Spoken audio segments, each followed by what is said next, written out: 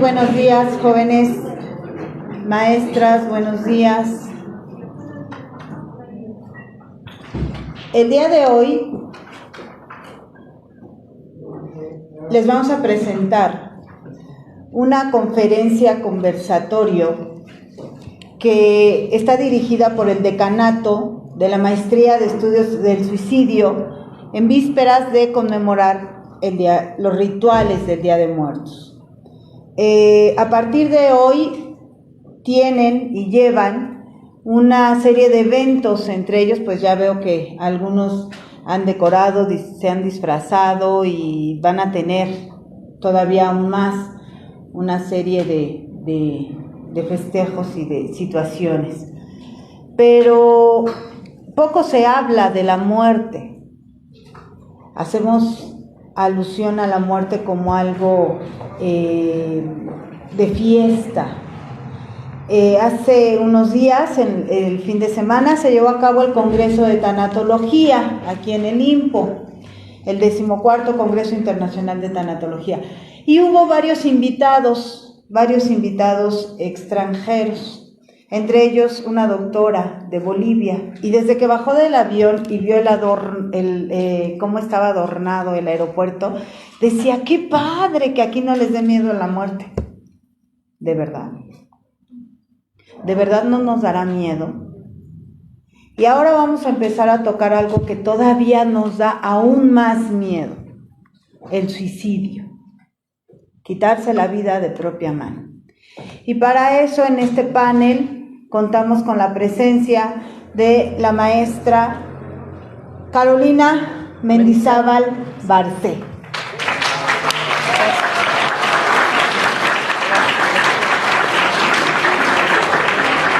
Ella es licenciada en psicopedagogía, maestrante en psicología clínica, doctorante en ciencias forenses y maestrante en estudios del suicidio. Se me olvida que lo principal, entre otras cosas, tiene actualmente es docente IMPO y da también consulta particular. Y tenemos a la maestra María Laura Perusquía Gutiérrez. Ella es licenciada en Psicología Social, maestra en Estudios del Suicidio, maestra en Tanatología, diplomado en género, también un sinfín de actividades y de conocimientos que tiene la maestra Laura, y obviamente pues hace macramé. Hace macramé, vende tamales los domingos. Pone repisas, hace muebles de madera. Sí. Tenemos entonces aquí a las maestras que nos van a comentar toda esta parte del suicidio, la parte social, la parte transgeneracional y por qué es que tenemos una carga significativa a través del tiempo. Y bueno, para los que no me conozcan, algunos no me conocen, mi nombre es Elena Trujillo, yo soy licenciada en Psicología y maestra en Estudios del Suicidio. Y bueno, vamos a estar aquí comentando un poco de todos estos sucesos que envuelven a esta palabra, a estos sucesos y a estas situaciones que son bastante peculiares y que van creciendo, que eso es quizá lo más preocupante y más bien lo más importante ahorita, pero también preocupante, y en lugar de ser preocupante creo que nos debe de ocupar, y es por eso que estamos aquí. Y le cedo primero el micrófono a la maestra Laura, que nos va a hablar un poquito de lo que es esta situación desde la parte social. ¿Por qué hablamos del suicidio como esta parte social? Muy buenos días a todos, es un gusto estar aquí integrando esta mesa y sobre todo con el compartir diferentes miradas desde estas formaciones que tenemos diversas, y me da muchísimo gusto el ver tantas caras conocidas. Maestro, ¿cómo está? Mis alumnos que también adornaron muy bonito el salón, y que creen, le salí yo con el rollo de que la clase se trasladaba acá al auditorio, entonces el salón estaba precioso. debo hacer un reconocimiento de que lo adornaron muy padre. Gracias, chicos, por apoyar y por estar aquí presentes. Gracias a todos los demás por estar aquí.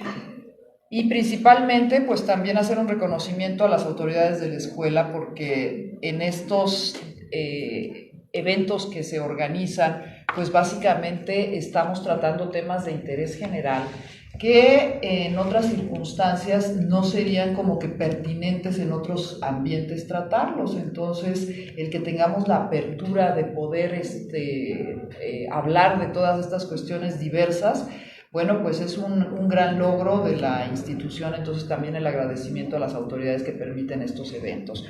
Bueno, pues entrando al tema del suicidio, es importante considerar que el título tiene que ver con esta visión de bandera del instituto, que es la psicología transpersonal.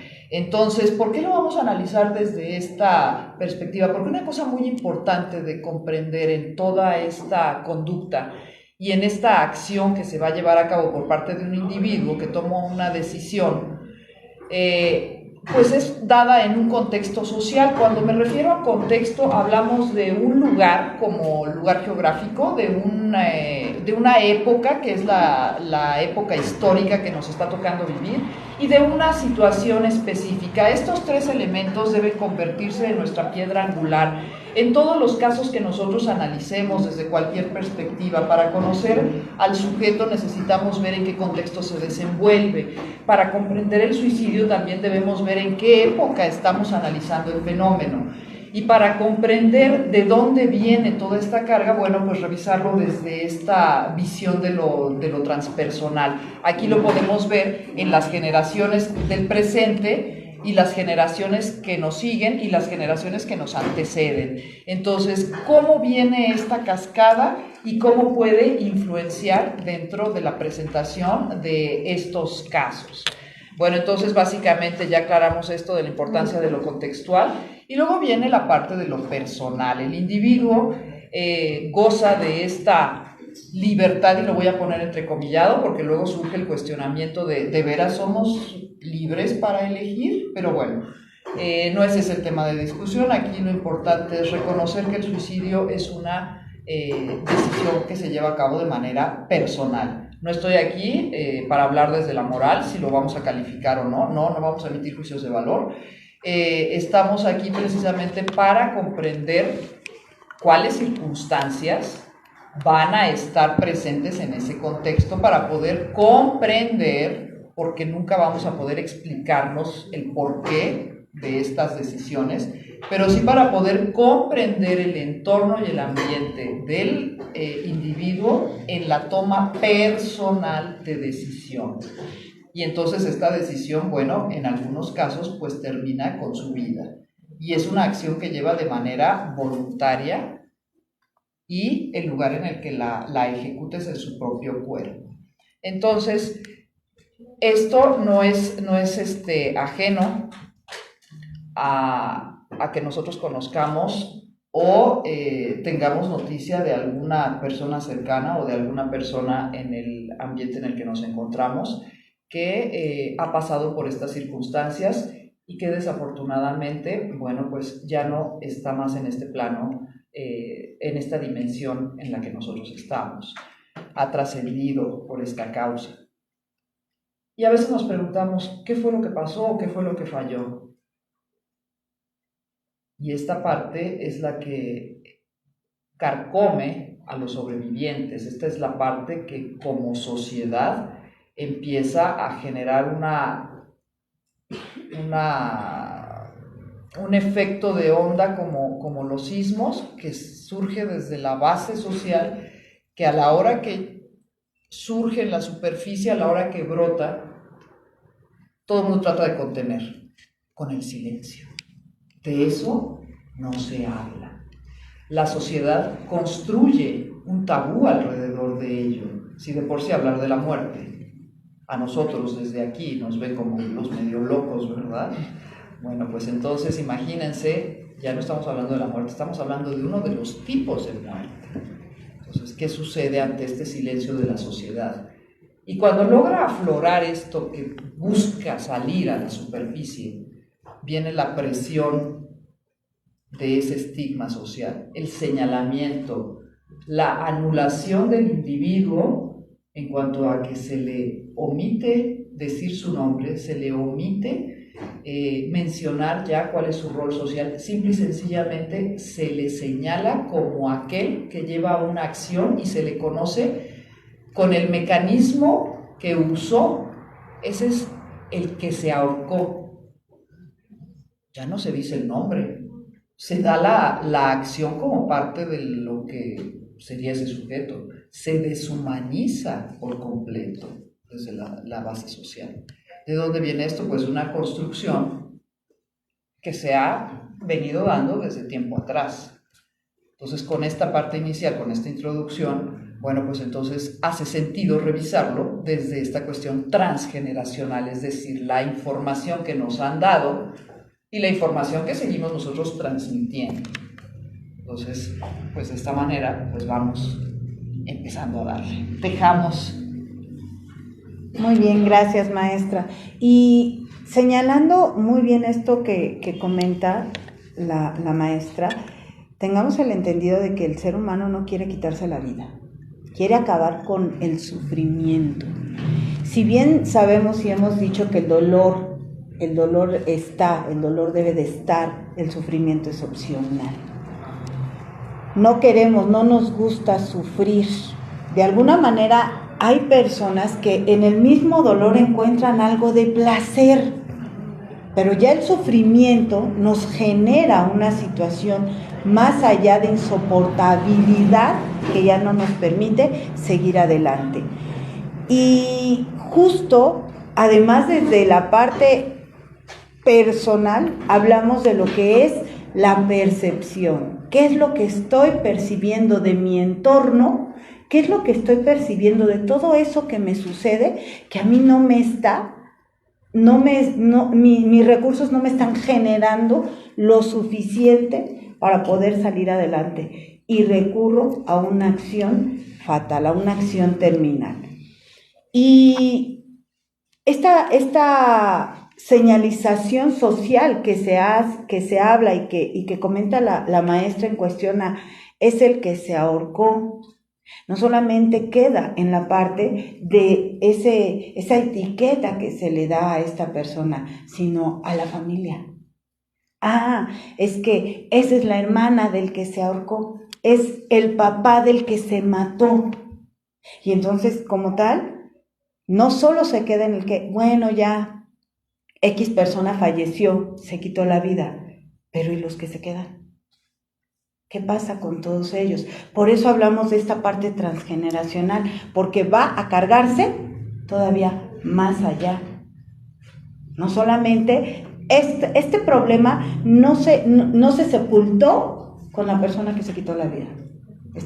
Este problema se sigue con la generación que viene y la generación que viene. Por eso esta parte de lo transgeneracional no es tal cual y parecería peyorativo porque de alguna manera lo es, pero el ahorcado no, es la familia del que se mató.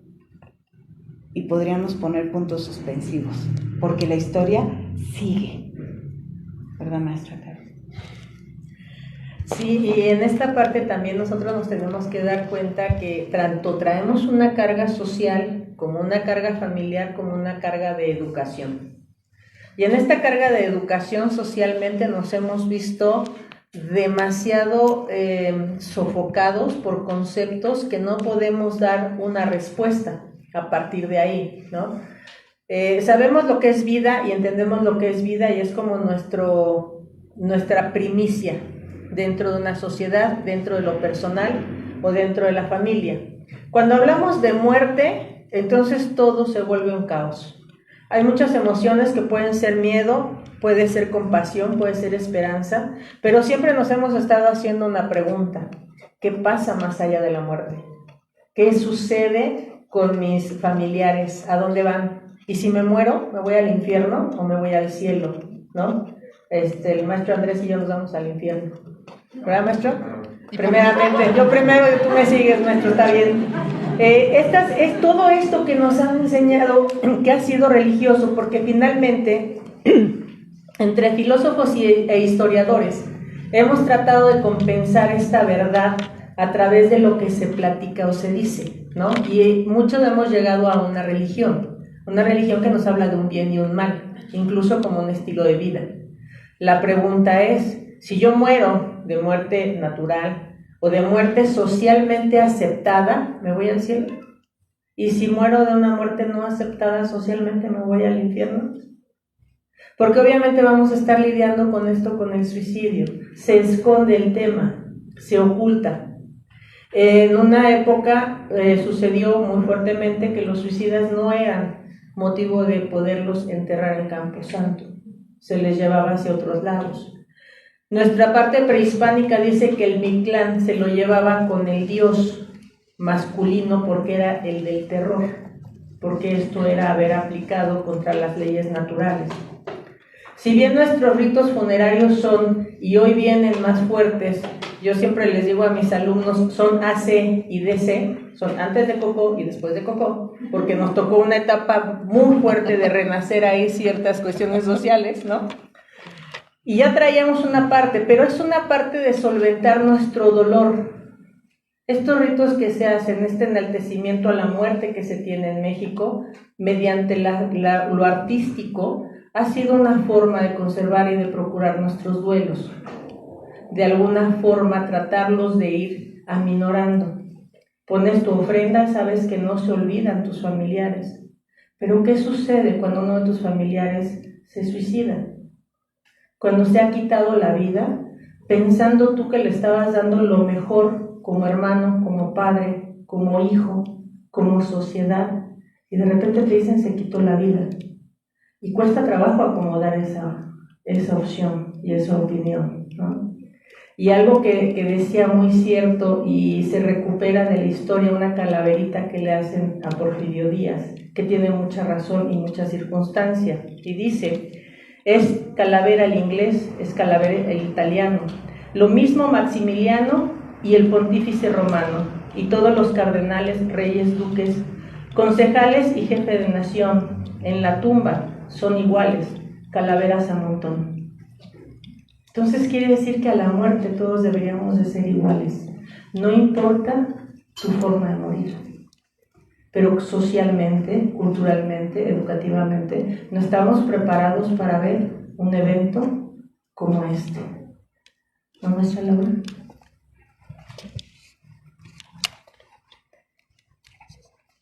Sí, y también eso nos lleva a preguntarnos cuál es la función de los rituales funerarios. Como bien lo mencionas, es un amortiguador social, es un espacio precisamente que se va generando una red de apoyo para aquellos que están precisamente experimentando el dolor de haber perdido a un ser querido. El que nosotros tengamos esta serie de tradiciones y esta cultura nos pone en esta condición de, al realizar el ritual, al realizar el funeral, es un espacio seguro en el que yo puedo externar esto que me es incomprensible, es un espacio en el que me acompañan otros miembros de la sociedad que me van a permitir esta externalización del duelo. Cuando esto no es posible realizarlo, pues todo ese dolor que se está quedando, pues ahí se empieza a generar esta presión, como si fuera una olla, ¿verdad? Que no tiene una válvula de escape. Si yo tuviera que vivir eso sin tener una salida, lógicamente, pues creo que todos conocen la experiencia de la olla de presión que tienen los frijoles adentro y que nos provoca ahí la hecatombe en la cocina, ¿verdad? Y luego hay que limpiar durante semanas los ollejos de frijol que están por todos lados. Entonces, en este burdo ejemplo, pues es como imaginarnos qué es lo que sucede con nosotros cuando no tenemos la oportunidad de sacar, de externalizar este dolor. Bueno, pues esto va a provocar una implosión de esta parte emocional que señalaban la maestra Carolina y la maestra Elena. Entonces, estas emociones pues van a buscar liberarse de alguna manera. Para eso, luego se recurre equivocadamente o precisamente por la falta de orientación, se recurre pues a buscarlo en sustancias que van generando adicción, se va buscando en actividades que pueden poner en riesgo la vida, actividades en las que conscientemente no se está pensando que, oye, aquí en esto pues me puedo morir, pero simple y sencillamente el dolor que se está experimentando por dentro hace que uno no tenga conciencia del riesgo que está llevando a cabo. El consumo de sustancias, bueno, pues también habla de esos dolores que se están experimentando desde adentro que no han tenido un curso hacia afuera. La emoción que no puede salir exteriormente se va a ir acomodando en algún lugar del cuerpo y va a provocar un proceso de somatización donde la psique y la mente pues van a estar ahí manifestando una enfermedad que no tiene una causa orgánica realmente. Y finalmente, pues esta cuestión de aliviar el sufrimiento nos está hablando precisamente de una cuestión de lo psíquico. Necesito yo narrar la historia de lo sucedido y a veces los rituales funerarios, eso es lo que nos permiten. Esto de la celebración de Día de Muertos y todas las fechas que están alrededor de esto, nos permite hacer una narrativa de la vida de aquellos que nos acompañan y que ya no están más con nosotros. Pero en el caso del suicidio, ¿qué sucede? Se omite, se despersonaliza. Los rituales funerarios son discretos y rapidito, vámonos. Hay ocasiones en las que nada más la familia está presente, no hay amistades, y si llegan a estar presentes las amistades no saben ni qué decir, quiere decir que no están haciendo su función social. Entonces, bueno, pues los honramos a los que, como dijo la maestra Caro, a los que murieron de una muerte autorizada socialmente, los honramos en las ofrendas. Y yo he tenido la oportunidad de conocer personas que si hay algún miembro de la familia que falleció por esta circunstancia, no está representado en la ofrenda. No se le pone un reconocimiento, no figura entre esas fotos que a veces acompañan las ofrendas. Entonces, bueno, esto nos pone a reflexionar. Esta es la invitación que básicamente yo les quiero hacer con todas estas ideas que estoy presentando. Solo reflexionemos en esta parte. Gracias, maestra.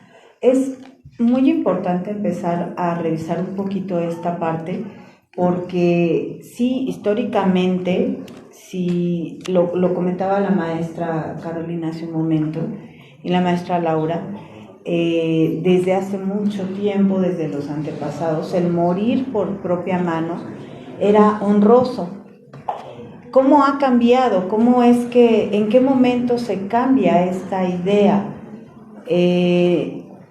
Los sacrificios humanos en la época prehispánica era honroso y la gente se sentía especial y se aseguraba inclusive de poder ser elegida como ritual para los dioses, y eso era suicidio.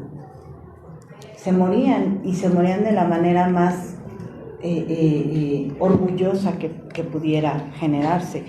En otros países, por ejemplo la cultura asiática, el suicidio también se toma como una forma de limpiar la honra o el nombre de la familia, porque en la cultura occidental esta parte se toma como algo vergonzoso y es algo que se tiene que ocultar. No hay misas, ¿no? La parte católica omite estas situaciones de no sé, peticiones, de ritos, porque no se escucha, no se habla, no se debe decir que fue suicidio, sino un accidente. ¿Cuántos suicidios? Las estadísticas en cuestión de los suicidios están total y absolutamente disfrazadas, y no disfrazadas porque en su momento las quieran disfrazar, sino porque no hay datos exactos, porque fueron accidentes, no fueron suicidios, sino accidentes. Vamos a bajar un poquito esta parte de los números. Fíjense, si hablamos del 100% del número de personas, el 80% de todas las personas en México, suponiendo, ya tuvieron pensamientos de suicidio. El 80%, ¿sí? Es un número grandísimo. ¿A qué me estoy refiriendo? Entre lo que es la idea y pensamiento de suicidio al acto consumado hay una brecha enorme, enorme. Pero desde, oh por Dios, me quiero morir, quiero desaparecer, no me vean, soy un holograma, eso ya es una idea suicida. El hecho de, no me molesten hoy, quiero estar en mi cuarto, quiero dormirme, que nadie me vea. No quiero saber de nadie, ni que nadie sepa de mí. Eso ya es una idea. El 80, pues, muero de hambre. En serio, pareciera que no, de algo que tenemos en el inconsciente el ser humano cuando nacemos, es que vamos a morir. ¿Cómo? ¿Cuándo? ¿En dónde? ¿Cómo? No sabemos. Pero la pulsión de muerte está en todo momento. Esa idea está casi en el 80% de toda la población. Ahora, de ese 80%, el 70% tiene conductas parasuicidas. Alcoholismo, adicciones, autolesiones, anorexia, bulimia, deportes extremos, alguna adicción, inclusive por ahí me preguntaban en algún momento, ¿la ludopatía, maestra? Claro que sí. La ludopatía como adicción al juego llega a tal extremo que la gente puede perder la vida y sabe que puede perder la vida en manos de otro jugador al que no le pague. Y esa es la cuestión que llega a ser peligroso. No es porque se suba a un coche y arranque y se vaya a 200 kilómetros por hora en la carretera y bla, bla, bla, no. El 70% de ese 80% que tiene una idea de suicidio ya tiene conductas parasuicidas. Ahora, del 70% que ejercen la conducta parasuicida, el 60% ya logra un intento tal cual, textual, de quitarse la vida. Ingesta de medicamentos, los cortes, ahorcamientos, arrojarse de algún lado, y obviamente de ese 60%, el 40% sí se consume. ¿Se dan cuenta de las cifras? Son cifras de verdad preocupantes y que obviamente van con mucha carga que debemos de ver en la parte social qué es lo que está pasando. Porque entonces, si bien somos seres individuales, originales, irrepetibles, únicos, tenemos interacción con todos los demás. ¿Qué es lo que el otro está depositando en mí que yo no he podido manejar? ¿Cuál es la presión que ejerce? Las áreas en las que me desarrollo. Recordando, la mayoría de aquí, de todos ustedes, son psicólogos. Algunos serán psicopedagogos y algunos serán trabajadores sociales. Pero todos nos manejamos en 4 áreas. Somos biopsicosociales y espirituales. Y si una de estas áreas se ve impactada, todas las demás áreas se van a impactar. Aquí lo más importante, y que ahorita vamos a retomar, con mayor profundidad es que nos impacte el área espiritual, porque pareciera que no tiene ningún peso, pero en las demás áreas se encuentra el apoyo. Si biológicamente yo tengo una situación médica que me está mermando, pues están los médicos, están los tratamientos clínicos que me pueden sacar, o puedo salir adelante. Desde la parte social, también tenemos esta cuestión de las redes sociales, que también ya hablaremos en algún momento, puede ser un arma de doble filo. Pero tenemos los recursos de la familia, de las amistades. Pero ¿qué pasa en lo espiritual? Lo espiritual es mío, solamente queda aquí conmigo. Cuando esa área se desequilibra, cuando esa área se rompe, entonces ya no puedo sostenerme y poco me sostendrá otra persona.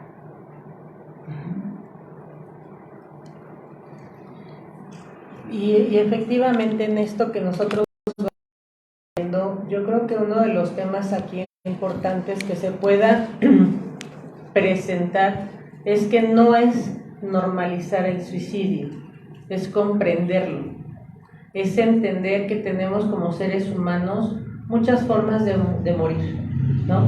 Porque bien pareciera que ponle su horca, o ponle su pistola, o ponle, ¿no? Vamos a vernos un poco extremos. No es esa parte, es comprender que el ser humano ha tenido, y en esta parte tiene la decisión en algunos casos, de fallecer como él quiera. Hablamos de eutanasia, hablamos de una muerte digna desde la tanatología.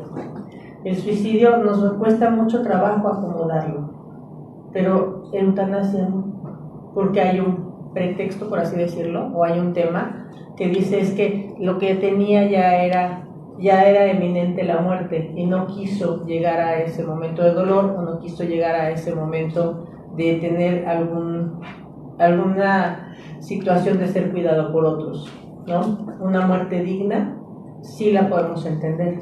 Un suicidio, por la propia palabra, nos cuesta trabajo ponerlo en esta sociedad y ponerlo a este medio.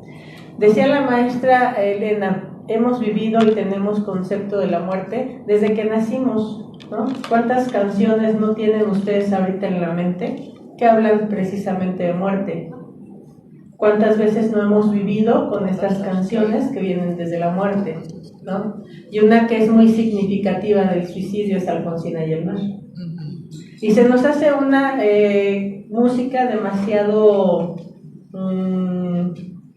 triste, así la pueden especificar, ¿no? ¿Cómo tú puedes decirle a una persona que se va y que se va con lo que ha decidido ser y lo que ha pensado hacer? Sin embargo, desde esta parte de nosotros poder aprender, sabemos que hay gente que muere de cáncer, sabemos que hay gente que muere de hipertensión, que muere de diabetes, y todo se previene. La situación es que también el suicidio lo podemos prevenir, porque tendríamos que ver el origen de lo que está sucediendo.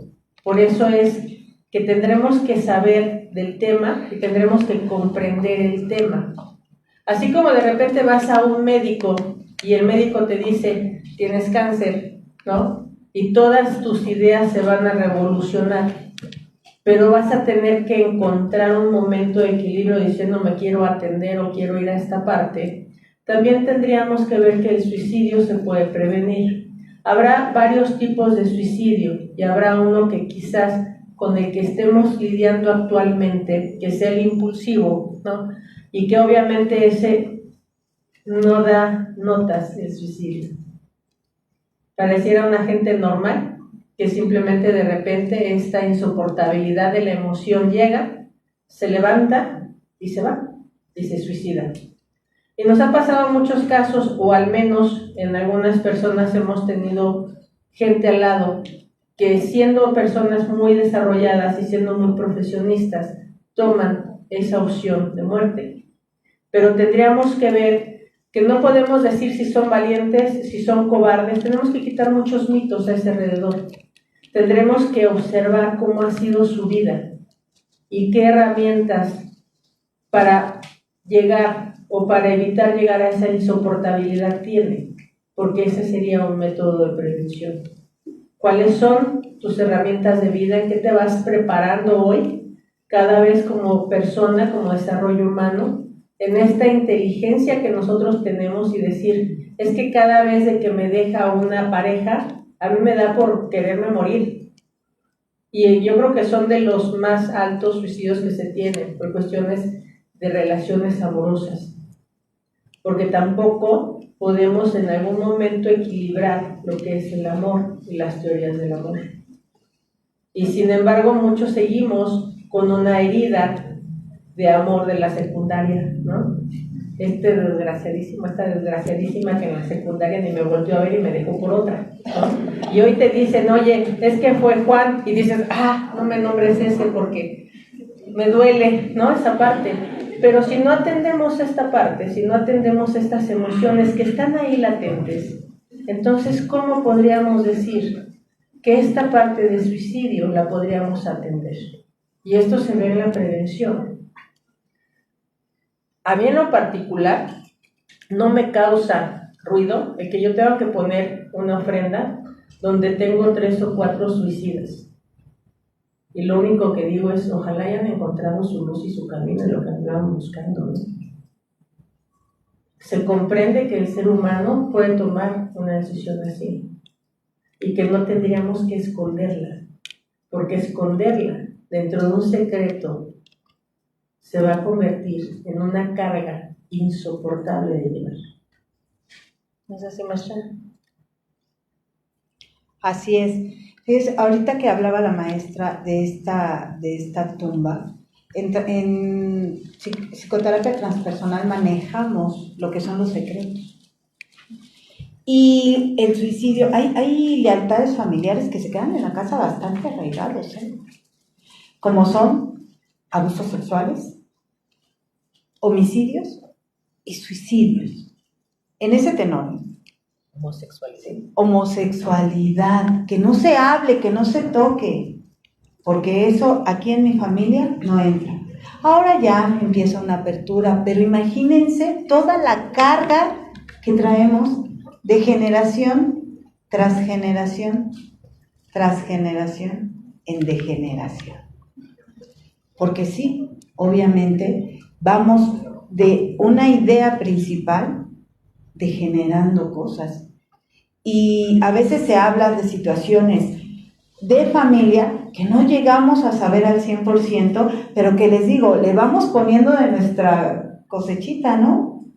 Algo que sucedió con mi bisabuelo, ya mi abuela le dio un enfoque, mi mamá ya le dio, mi papá le dio un enfoque y yo le doy otro enfoque, y así las generaciones que vienen le van dando otros enfoques.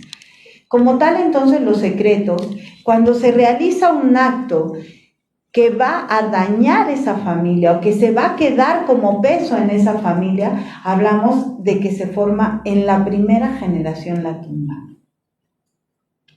En la segunda generación, una cripta, algo de lo que no se puede hablar, más que en cortito, que nadie escuche, pero realmente no se escucha. Yo les haré una pregunta. ¿Han recordado algo que se habla de su familia, pero que se queda callado? Que dicen, híjole, quiero preguntarle esto a mi mamá porque tengo un recuerdo de algo, pero a ciencia cierta no sé qué es. Y nadie habla de eso, Nadie. Y después esto se vuelve un fantasma que pesa en serio, que pesa.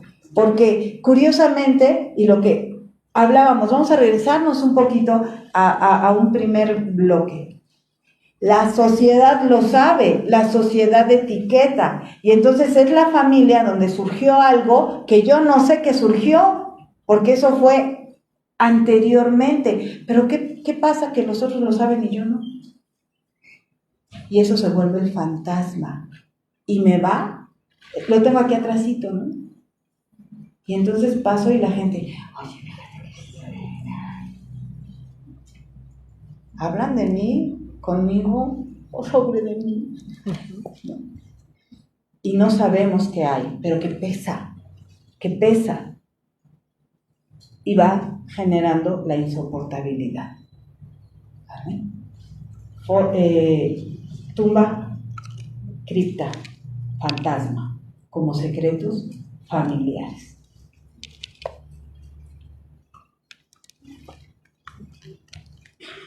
Y estas presencias basadas en esas ausencias, pues dan este resultado paradójico en los miembros de la familia, ¿no? Este querer saber, pero también el temor a conocer la respuesta. En ocasiones nos han preguntado, ¿recuerdas esos programas de radio? Que nos han preguntado, oiga, pero si hay un niño en la familia, ¿le tengo que decir que su papá se suicidó? A ver, espérame, calma. Porque hay cosas que, en esto que mencionas, cuando ya se conoce, se da el efecto de péndulo, ¿no? Primero, todo este silencio. Y luego ya cuando uno se entera de estas cosas, viene el efecto contrario. Vamos a hacer mucho ruido sobre el asunto. Entonces ya me dijeron de que como esto se quedó guardado, entonces ahora tenemos que contarlo a conocer por todos lados. A ver, pero antes de que convoquen a la prensa, hay que tener en cuenta una pregunta importante. ¿De quién es la necesidad? El pequeño o la pequeña en la edad que tiene la capacidad de comprender el concepto de muerte, porque comprender el concepto de muerte es la primera parte de todo, porque de ahí a que, y esto sucede alrededor de los 7, 8 años, que uno empieza a comprender de que pues el perrito no se quedó dormido. El perrito, después de que se quedó abajo de las ruedas del coche, no va a salir como de las caricaturas y va a seguir caminando. A partir de esa edad más o menos ya tenemos ese concepto de muerte. Pero de ahí a que uno llegue a comprender que uno puede realizar esa acción sobre sí mismo, todavía le faltan un par de añitos, para que la parte de la cognición lo pueda realizar. Entonces aquí la pregunta es, ¿de qué pequeño o pequeña estamos hablando y de quién es la necesidad de decir las cosas? Hay ocasiones en las que ante la pregunta de, oiga, ¿y yo le tengo que decir a mi hijo que su papá se suicidó? ¿Tienes que? ¿Debes de? No, aquí es en función de qué estás pensando que eso sería una buena idea. ¿Qué es lo que está sucediendo en ese momento en el núcleo familiar? Porque así nada más de, ¿qué día es hoy? ¿Miércoles? Pues hoy es un buen día para decir los secretos de la familia. No. O sea, ¿qué surgió? ¿Qué se detonó? Porque como bien lo señalaba la maestra Elena, y hace rato nos hacía referencia a la maestra Caro, pues precisamente estas cosas por una razón se ocultan, porque la gente no es capaz de soportar el peso de lo que implica por el referente social y la presión social que se está viviendo. Entonces, cuando llega a surgir este conocimiento de que, entonces tengo que limpiar mi familia, tengo que limpiar esto y tengo que hablar, tengo que hacer esta apertura del sello del silencio. A ver, ¿en qué circunstancias? ¿Hubo algún evento que detonara? ¿Hay una necesidad irrevocable de tener que platicar de esto? ¿De quién es la necesidad de abrirlo? ¿De quién es la necesidad de contarlo? Si estamos hablando de un niño, ¿qué nivel de comprensión tiene como para hablarle de esto? Si estamos hablando de pregunta expresa de un adolescente que llega y encara, oye, ¿es cierto que mi abuelo se suicidó? Antes de contestar cualquier cosa, uno tiene que preguntarle, ¿y eso de dónde lo escuchaste? Primero hay que indagar. No nos vayamos luego a embarcarnos en una respuesta donde nos vamos a meter vamos a cavar más profundo en nuestra propia tumba, ¿verdad? Aquí la cuestión es, ¿dónde escuchaste eso? ¿Y por qué en este momento surge la necesidad de que esa pregunta sea respondida? Bueno, pues porque hay momentos en los que esa pregunta de un adolescente puede estar significando que hay una admiración de ese mito que se ha formado del abuelo. Y entonces si el adolescente pregunta, ¿no será acaso que el adolescente se tenga que llevar a cabo una intervención porque a lo mejor está contemplando seguir este camino? Entonces, pues antes que contar qué pasó con el abuelo, pues mejor hay que indagar. ¿Y por qué lo estás preguntando? ¿Qué necesitas? ¿Hay algo de lo que quieras hablar? Porque otra parte importante que tenemos que considerar dentro de todo esto es que somos seres que narramos, y en esta narrativa lo que necesitamos es significado y sentido. Esta percepción de sentido de algo es lo que me permite a mí crear mundos de realidad. Y entonces, en esa reinterpretación que hago de la realidad, yo puedo ir acomodando estos esquemas. Pero cuando ya tengo la capacidad de haber asimilado o de haber aprendido con H intermedia ese concepto de la muerte, antes de eso, no tiene ningún sentido. Porque entonces sí vamos a dejar ahí una huella de algo que más adelante pues puede ser malinterpretado. Pero bueno, en esta parte donde podemos ir haciendo estos trabajos de intervención sería empezar a trabajar con esta cuestión de ¿qué necesidad tienes? ¿En qué se te puede orientar? ¿De qué necesitas hablar? ¿Estamos hablando del abuelo o estamos hablando de una necesidad que tú estás experimentando?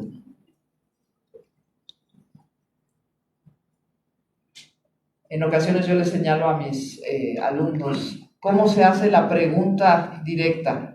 Y entonces empezamos, y luego todos lo repiten como si fuera el catecismo en la iglesia, ¿verdad? Otras personas en circunstancias similares han pensado en la muerte. ¿Es este tu caso? ¿Has pensado alguna vez en la muerte? ¿Has pensado alguna vez en el suicidio? Y pues ya las estadísticas que nos dieron hace rato, bueno, pues tenemos el potencial para un lado o para el otro. Tengo el potencial para afiliarme a la vida y tengo el potencial para claudicar de la vida. ¿Cuál es la elección que voy a llevar a cabo? Entonces, ante todas estas circunstancias, habrá que preguntarnos. Hablar del suicidio, que es el temor y el mito que se construye, hablar del suicidio empuja a la gente a realizarlo, les da ideas. No, no hablar de eso es lo que va a evitar que se vacíe, que no se vacíe esa carga emocional que va a hacer explosión. Y con esta presión social de cumplir tantas expectativas y todo esto, bueno, pues entonces luego también se nos agrega otra carga en la japicracia en la que vivimos. Es que no eres feliz, es porque no quieres. Échale ganas. Échale ganas, ¿verdad? Échale ganas. ¿Cuántas veces hemos sido esclavos de estos amos que la sociedad nos impone? ¿Cuántas veces hemos sufrido muerte social por no cumplir con los lineamientos de los grupos, ¿verdad? ¡Me bloquearon! ¡Me sacaron del grupo! ¡Me silenciaron! Ahorita, ¿cuántos los dejaron en visto? A mí, dice. Micromuertes sociales, ¿no? Yo la primera vez que escuché a un paciente en la consulta que me dijo, es que mi vida ya no tiene sentido, me bloquearon. Yo dije, es que me lo está diciendo en serio, o sea, ahora sí que con la cara, ¿no? Me lo está diciendo en serio. Y entonces, en ese momento, pues, haces la realización, esto es una muerte social. Y muchas veces a las personas que tienen algún problema de depresión, algún problema de ansiedad, precisamente eso es lo que les pasa, ¿verdad? Córtenme porque yo... La dejamos en vista. Esto que dice la maestra es muy cierto, porque justo antes de que venga la muerte física, viene la muerte social. La persona que sufre bullying, la persona que sufre de un abuso, la persona que está en depresión, la persona que no encuentra, aún teniendo a muchos alrededor, se siente más sola que nunca, ya tuvo una muerte social. Para lo demás, no existe. Esa es su percepción. Yo ya no existo para mis pares, yo ya no existo para mi familia, yo ya no existo para el resto del mundo, y entonces, ¿ya para qué? ¿Para qué sigo aquí? Si realmente no me toman en cuenta, si no cubro con las expectativas que los demás están depositando en mí, porque esa es la cuestión. ¿Quiénes son? ¿Quiénes somos? ¿Cómo somos?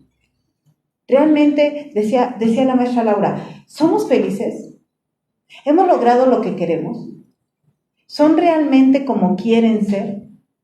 O yo creo que estaríamos en la ganancia si dijéramos que somos la mitad de lo que queremos ser y la otra mitad las expectativas que todos los demás han puesto en nosotros. Porque mamá quiere que sea yo de una manera, mi papá quiere que sea de otra manera, la pareja quiere que sea de otra forma, los hermanos quieren que sea así, todos quieren que sea de diferente manera. Somos diferentes ante los demás. ¿Sí? Yo soy hija de mis papás, pero soy diferente con mi mamá y soy diferente con mi papá. Yo soy diferente con mis distintos hermanos, con cada uno de ellos. Y aún así soy diferente mamá con cada uno de mis hijos. Yo soy una con mi hija mayor, yo soy una con mi hijo mayor, yo soy otra con mi hija menor. Somos diferentes. Tenemos que llenar las expectativas que los otros quieren de mí. ¿Cuándo voy a ser yo? ¿Cuándo me voy a dar la oportunidad de decir, este momento es para mí? A muchos de ustedes les he comentado, esto que están viviendo ahorita, el estudiar, es para ustedes. Este es algo que sí están haciendo para ustedes, porque ustedes quieren. ¿Y cuántos vienen porque papá los manda? Porque mamá los manda, porque tienen que hacer algo, o porque no pasamos el examen de la UNAM. Que es otra expectativa, a final de cuentas. Es otra expectativa. Vamos llenándonos de todas estas situaciones, pero lo más importante es que algo que debemos de tocar en cuestión al suicidio, y si queremos la prevención del suicidio, es empezar a ver quién se está acercando a una muerte social antes de que llegue una muerte física. Y muchos, quizá conocidos, han pasado o están pasando por esa transición, la muerte social. Y esto nos llevaría a voltearnos a ver como seres humanos, como personas que somos, en el aspecto de decir qué tanto nos conocemos, ¿no? Y bien lo decía la maestra Elena, o sea, ¿hasta dónde puedo yo definirme con quién soy? Esa pregunta que todos nos hacemos, y los docentes somos bien felices llegar a un grupo, ¿no?, nuevo de primer cuatrimestre y decir, dime quién eres, ¿no? Y es lo mismo que te sucede cuando llega alguien de tu familia y tú estás en la mayor tranquilidad del mundo y te la sueltan así, ¿no? Dime por qué, cuándo, quién y para qué se suicidó mi tío. Y tú así de, buenas tardes, ¿cómo estás? ¿No? Porque tú ni siquiera has podido acomodar ese concepto, esa situación. Entonces, no es en esta parte de saber decir qué lo habrá llevado, qué puede ser lo que pudo haber sucedido, no es llenarse de culpas, ¿no?, sino es comprender que hay muchos factores que se pueden dar. Y en esta parte en la cual nosotros tenemos ideas para suicidas y tenemos una ideación suicida con la que dormimos, vivimos, cenamos, bebemos con ella, porque así somos como cultura mexicana. Y hemos estado a través de estar en contacto con la muerte, aunque nos dé miedo, porque hasta la festejamos, ¿no? Darnos cuenta de qué significa para mí la muerte. Y cada una de las muertes que yo he tenido y que he vivido y que han sido de mis familiares y personas significativas que han representado, y cómo yo las he podido interpretar, cómo las he podido explicar o cómo las he podido vivir. Porque finalmente una de las cosas que sí no podemos dejar, de hecho, es que si yo no tengo los recursos necesarios para comprender ese tipo de muerte y esa situación, pues cuando vengan a mí me la quieran preguntar, no voy a saber qué decir. Ahora bien decía la maestra Laura y la maestra Elena, a mí me pasó la situación de que estando ayudando a una clínica de adicciones, ¿no? La familia era el último que se enteraba que el hijo era adicto, que la hija era adicta, pero toda la colonia, toda la cuadra sabía que era el adicto, ya eran etiquetados. Esta teoría de la etiquetación que se nos da, ¿no? Ya eran etiquetados como la familia de. Incluso había hasta bullying en algún momento, ¿no? Lo mismo sucede con el suicidio. Tan es así el caso grave del suicidio, y digo grave porque se entierra de tal manera, ¿no? Porque podría ser así, que en el mismo evento, cuando llega la familia con la persona que se ha suicidado, son capaces de dar dinero a peritos o a la policía por decir que no fue un suicidio, sino que fue muerte natural, aunque tengan el balazo, ¿no? Cosas inexplicables que pasan aquí. Tiene una perforación de bala, pero fue muerte natural. Porque también socialmente no podemos con la carga de la cantidad de suicidios que existen en este país. Yo no me voy a ir a lo externo, en este país, y ahora se incrementó más. Entonces, el conocernos cada uno, el saber que nosotros tenemos cierta insoportabilidad al sufrimiento y que esa es la que deberíamos ir atendiendo, puede dar la prevención. Como sociedad, no queremos escuchar las estadísticas. Las estadísticas no las tenemos reales, no se publican, no se dan.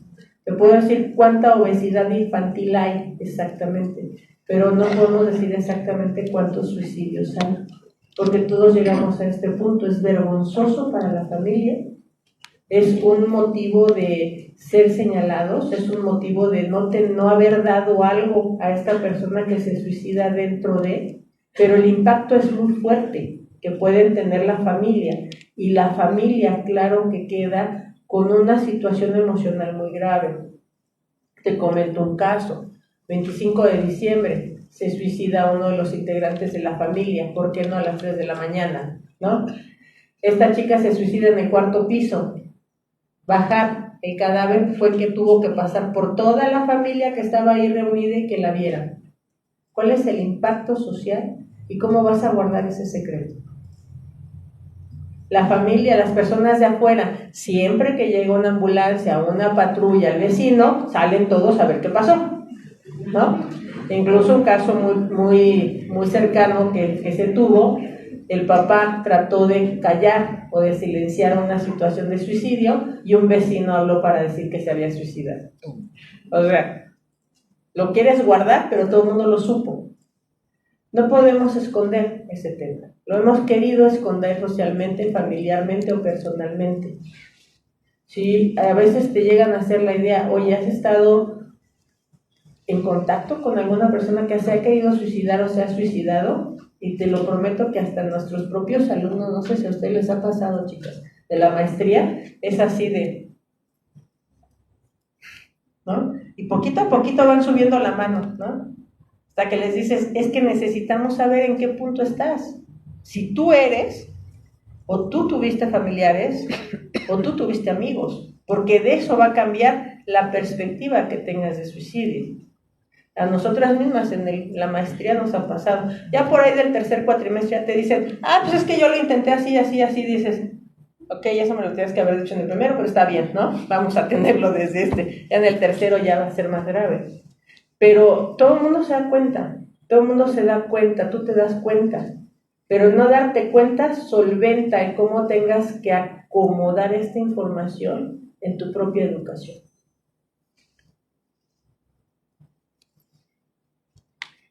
Y qué bueno que lo mencionas en este sentido también, porque también en nuestra generación, ¿verdad? Hicieron la pregunta, ¿y quién de ustedes? Y bueno, pues entonces ahí se discutió desde varios ejemplos, ¿no? Desde en qué caso sí y en qué caso no, porque se trataba de eso. Vamos a discutirlo, vamos a debatirlo.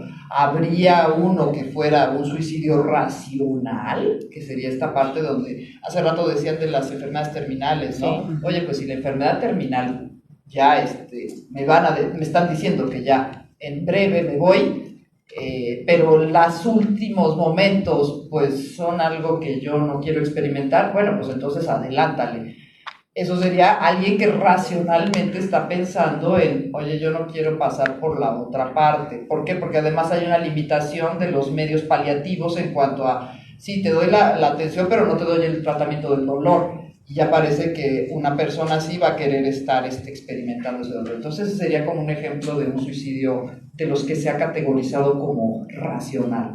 Los suicidios impulsivos, pues ya dieron el ejemplo, ¿no? Ante una decepción amorosa, entonces pues esta pérdida de sentido y significado, o esta situación que hace rato, la metafórica de la muerte social. ¿Quién ya está en muerte social antes de esta otra acción? Esos van siendo clasificados, pero nos gustan mucho estas etiquetas y entonces estamos buscando muchos medios para justificar todo esto. Pero bueno, regresando a cuando nos hicieron la pregunta en la clase, ¿y quién de ustedes? Yo decía, bueno, pero ¿cuál es la necesidad? ¿Para qué tanta curiosidad, no? Morbo. Ah, ya entendí el sentido de la pregunta. ¿Ven? Otra vez regresa este tema del sentido y el significado que le damos a las cosas, cómo construimos mundos de realidad. Y entonces ya encontré el sentido de esta pregunta. Todos hemos pensado en algún momento que las circunstancias que estamos viviendo pues no nos satisfacen.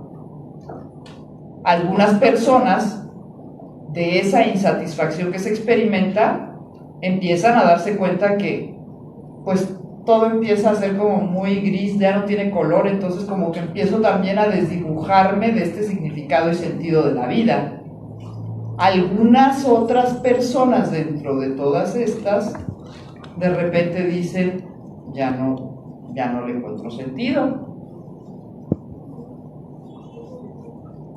¿Ya todo está perdido con eso? No. Ese es un buen momento porque si todos tenemos el potencial, este es un buen momento de replantearnos esta otra parte. Con eso ya contamos. Yo me di cuenta del potencial de esta pregunta de ¿alguna vez has pensado? Sí lo he pensado. Pero eso ya lo sé, ya lo cuento, ya tengo la base, ya lo pensé.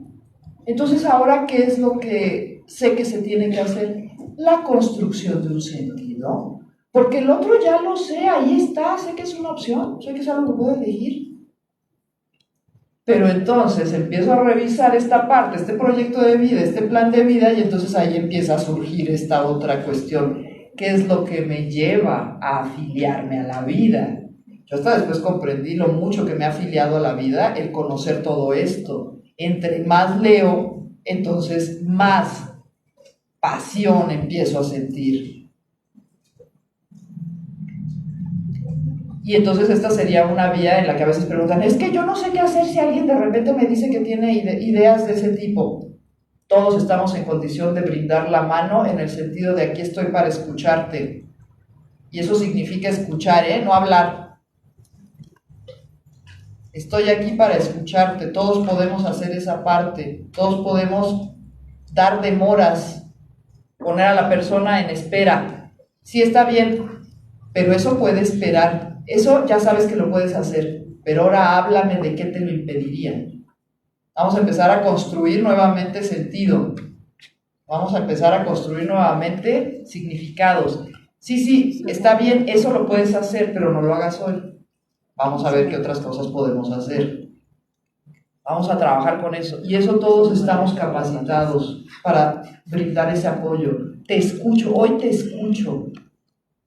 En este momento yo te escucho, háblame de esto.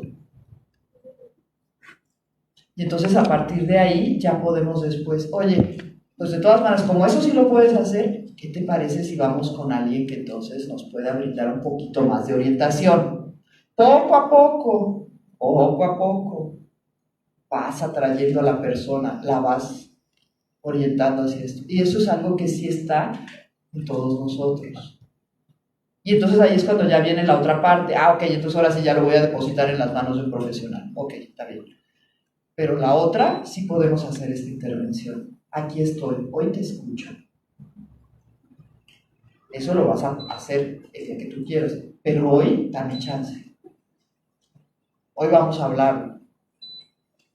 Entonces, bueno, pues de esa manera vamos construyendo. También vamos generando estos cambios intergeneracionales y esta parte de cómo se lo vamos a presentar a las siguientes generaciones. Al menos en esta generación ya lo estamos abriendo, eso ya es avance. Ya hablamos de ello. ¿O qué opinas? Cualquiera de las dos. Ok. Sí, y en esta parte también yo creo que hay mucho sentido en esta teoría del etiquetamiento, ¿no? Que se habla incluso que a veces son profecías cumplidas, ¿no? Que se dice en esa parte. Somos muy dados a que cuando ya sabemos, y esta es una esencia muy importante a todos los que hemos tenido el estudio de suicidio y que compartimos ahora esta medida, cuando alguien lo ha intentado, cuando alguien tiene ideas, no es momento de decir, ay, ¿cómo crees? ¿Estás loco? ¿Qué te pasa? ¿No? Ni eso puedes hacer, porque muchas veces eso carga más precisamente a la persona que ha tenido una ideación suicida. Me ha tocado a mí pacientes donde la familia, como no ha sido concretado, llegan y le dicen, hasta para eso eres inútil, hasta para quitarse la vida. Claro que cuando venga entonces el evento, entonces sí, la familia va a decir, ay, sí era cierto, pero qué cobarde, pero qué valiente. Y incluso me ha pasado, chicos, hasta en clase, lamentablemente lo tengo que decir. A lo mejor no con un intento suicida, con un cutting, sí, el cutting también es una idea que prevalece, y estar criticando a las personas de decir, ah, qué inútil eres, o sea, que no tienes nada que hacer, que nada te vienes a cortar. O también a estas personas que tratan de exhibirlas y avergonzarlas a través de esos actos. Eso también va a generar más insoportabilidad y estamos etiquetando. Y esta etiquetación puede ser tan fuerte que va a ser un momento que a lo mejor si ya había yo tenido recursos o factores de protección para no hacerlo, voy a decir, ah, vas a ver cómo si lo puedo lograr, ¿no? Ahí te va. Y entonces lo vamos a hacer por venganza. Y entonces, ¿para qué me espero? ¿No? Precisamente estamos viviendo una situación ahora después de pandemia, ¿no? Donde nos cuesta trabajo hablar de lo que sentimos, de cómo nos sentimos con esta nueva normalidad, con este reingreso a la sociedad, cuando traemos duelos abiertos y esto nos está generando una insoportabilidad, más aparte otra que de repente tengo que venir a tolerar a veces agresiones o a veces comentarios que no somos tan prudentes en hacerlos y pensamos que el otro está bien o está peor que yo, pero entonces yo trato de salir adelante y el otro no me interesa. Para eso es también la comprensión de que una insoportabilidad del dolor, del sufrimiento, todos lo podemos tener y no sabemos quién sí y quién no. Y quizás volvernos una sociedad más tolerante podría ser importante, más de escucha, que escuche yo a mis pares, que yo sea escuchado y que obviamente podemos solicitar ayuda cuando se necesite. Y esto tendría que abrir yo las cosas, ¿no? Hoy yo tuve el caso de una persona que se acercó a mí diciéndome que ha sido diagnosticado con VIH-Sida y tiene miedo de decirlo a sus compañeros y a los docentes. ¿Qué va a pasar? Va a empezar a guardar emociones, va a empezar a guardar insoportabilidad, a ser tratado distinto, y si lo dice será tratado distinto también. Y hasta dónde como sociedad nosotros podemos integrar estas situaciones y estos conceptos a nuestra nueva educación y a nuestros nuevos conocimientos, para hacernos más comprensibles hacia el otro y obviamente comprender la vida en la que estamos hoy metidos, porque hoy la vida ha sido distinta. Gracias, maestra. Y sí, justamente esa parte de la insoportabilidad, de guardarnos estas situaciones emocionales. Ustedes sabrán que las emociones solo duran 5 minutos. Tenemos 6 emociones principales: alegría, tristeza, ira, miedo, asco y sorpresa. 6 emociones universales. Esas solo duran 5 minutitos. Los sentimientos o pseudoemociones, como el rencor, como el amor, como el resentimiento, como el odio, etcétera, duran toda la vida. Duran toda la vida. Si nosotros podemos aguantar 5 minutos una emoción de ira, podemos sostener toda una vida. Y que en ese impacto de un acto como tal de suicidio, antes de que llegue, poder aguantar esos 5 minutos. De alguna manera es empezar a tener los recursos para saber si de verdad vale la pena o no seguir viviendo.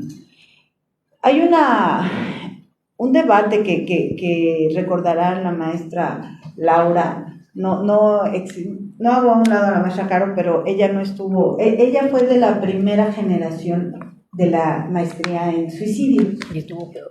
Pues, casi se matan. Los segundos casi también nos matamos, pero resistimos los 5 minutos. Entramos en un debate que hasta la fecha seguimos preguntándonos qué pasa con esto. Y es el siguiente: si es un acto, el suicidio como tal, o es una decisión.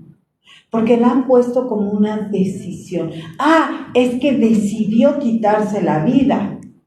Es que decidió matarse, decidió aventarse al metro, decidió tomar medicamentos. Es una decisión, como definición, ¿qué es decisión? Elegir de varias opciones. Y si tengo varias opciones, ¿por qué tomar esa? Como tal, no. El acto, el suicidio es un acto impulsivo que puede surgir de esos 5 minutos de intolerancia a la emoción. Yo les preguntaría, ¿en su familia no ha habido un acto de suicidio? Porque quizás sí, y quizá nuestra mente lo haya bloqueado, o quizá te dijeron, métete a tu cuarto y no salgas, ¿sí? Porque quizá mamá se tomó unas pastillas y la tengo que llevar al hospital, porque quizá mi hermana trató de ahorcarse en 5 minutos de emoción, en el que esa insoportabilidad me va a arrastrar a un evento catastrófico. Y para ir cerrando, ya les voy a ceder el micrófono en un momento a las maestras.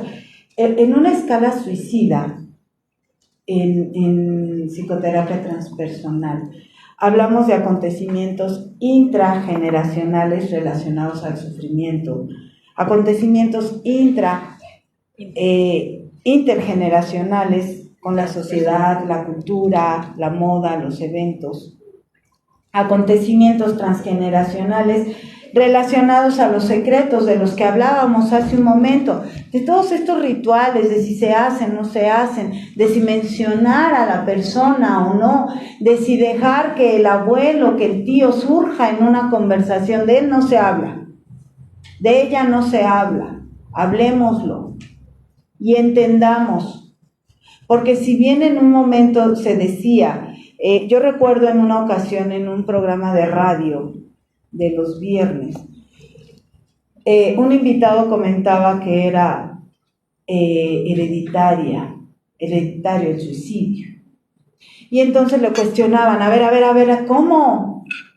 No diga cosas raras, ¿cómo es que heredamos el gen del suicidio? A ver, perdón, no es el gen. Las herencias no se dan genéticamente solamente. Yo puedo heredar este micrófono a la maestra, yo puedo heredarle esta agua a la maestra. Dame una cerveza. Sí, prefiere cerveza.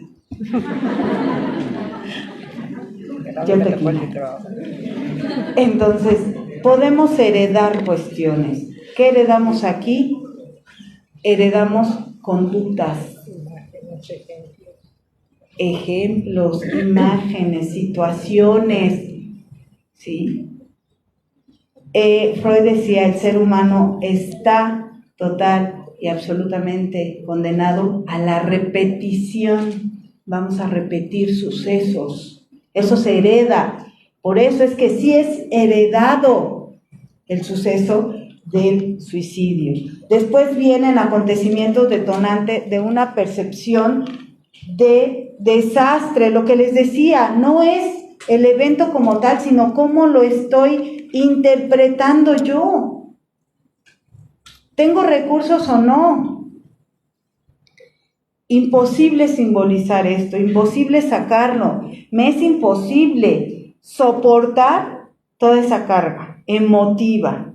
Y obviamente viene el sufrimiento, que va en creciente, y después el acto suicida. ¿Sí? El acto suicida, que obviamente se va o a sepultar o inclusive en muchas ocasiones ni siquiera se dan cuenta.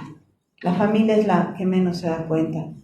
He tenido pacientes, de hecho una paciente 15 años con 6 intentos de suicidio. 15 años. ¿Qué pasa en esa casa? No creo que sea solamente la paciente. Hay algo atrás que está siendo insoportable. Y bueno, para ir cerrando, se tiene que hablar, se tiene que decir. Ya no ocultemos más estas situaciones. Algo me está pasando, ¿sí? Algo está siendo insoportable, puedo levantar la mano y nos puede generar ayuda. Ya ahorita no es como antes. No etiquetemos. Estamos pidiendo apertura en muchas cosas. Tengamos esa apertura a hablar de este problema, porque está más cercano. Lamentablemente, pues hemos tenido sucesos muy cerca de suicidio. Y pues hay que empezar a ocuparse en lugar de preocuparse. Bien, pues entonces, por mi parte, como cierre, pues yo nada más resaltaría 4 cosas que tienen que ver con lo que hemos ido hilando aquí en esta sesión. Primeramente, pues recordemos, hay que explorar y valorar lo que se piensa, lo que pensamos nosotros y lo que piensa el otro con respecto a su propia circunstancia. Esto es importante. Hay que poner atención al individuo y hay que aterrizarlo en alternativas a través de esta técnica que les mencionaba. Eso lo puedes hacer cualquier día, pero hoy vamos a ver qué otras opciones hay. Ya después veremos, ¿sí? Y en eso, pues entonces también ofrecer la ayuda vamos a canalizarlo con alguien que pueda darle otro foro para que también externe.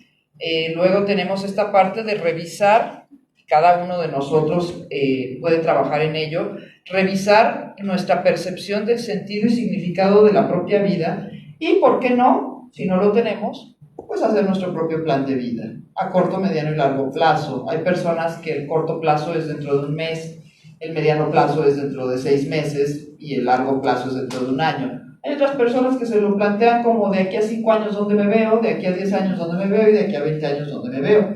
Cada quien busque sus tiempos, pero esta parte de proyectarnos hacia adelante sería uno de los elementos para afiliarnos a la vida, porque a veces la vida no nos está proporcionando razones para quedarnos, pero nosotros sí podemos encontrarle sentido a lo que hacemos y por eso es por lo que queremos quedarnos.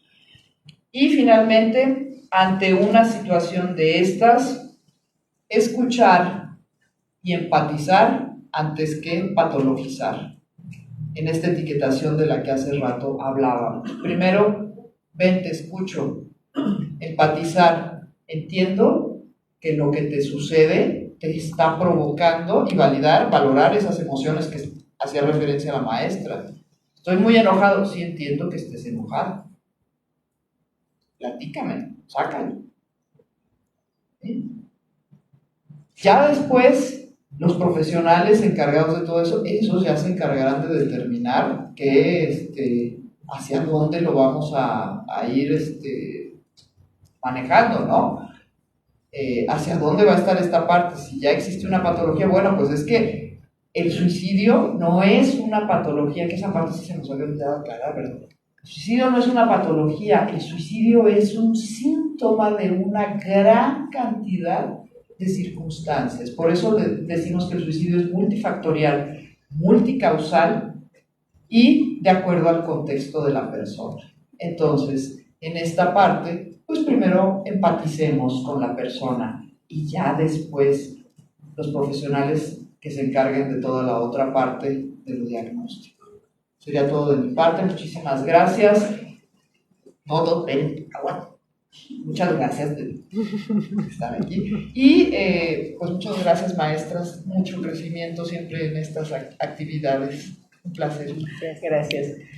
Sí, efectivamente, chicos, pues yo creo que una de las cosas que queremos también dejar aquí, este mensaje, es aperturarnos al conocimiento, aperturarnos al aprendizaje, de saber que en esta sociedad, hoy por hoy nos toca en esta generación aprender de más cosas, ¿no? De cuidados paliativos, de parte gerontológica, de parte emocional, de parte también de lo que vamos desarrollando nosotros como crecimiento a cada una de las personas. Siempre en la contemplación, precisamente, que el otro no sabemos qué está sufriendo ni qué le está pasando, pero que en algún momento yo sí puedo ser esos oídos que necesita, con la atención necesaria. No, yo nada más cerraría aquí con una parte importante, decirle a estas personas que nos han puesto aquí, a estas familiares, amigos que nos han puesto a estudiar el suicidio porque en algún momento tuvimos contacto con ello, pues que ellos hayan encontrado la tranquilidad que necesitan, que hayan encontrado la liberación de su sufrimiento, que hayan encontrado lo que buscaban. Gracias por estar aquí, chicos.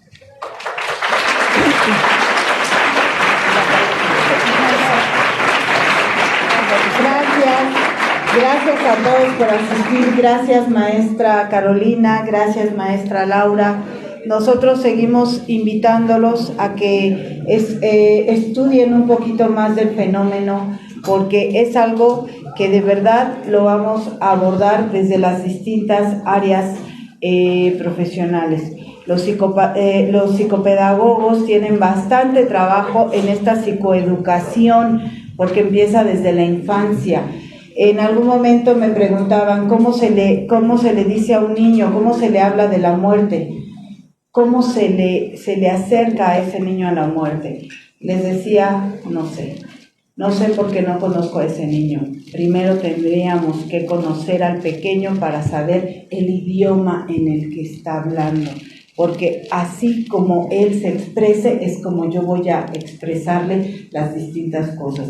Desde los psicopedagogos, desde el trabajo social, acuérdense que ustedes, profesionales del trabajo social, son los que van a influir y van a dar ese acercamiento institucional y profesional tanto al paciente como a los familiares. ¿Y qué les digo, psicólogos? Si la mayoría son psicólogos, tenemos bastante trabajo en este momento.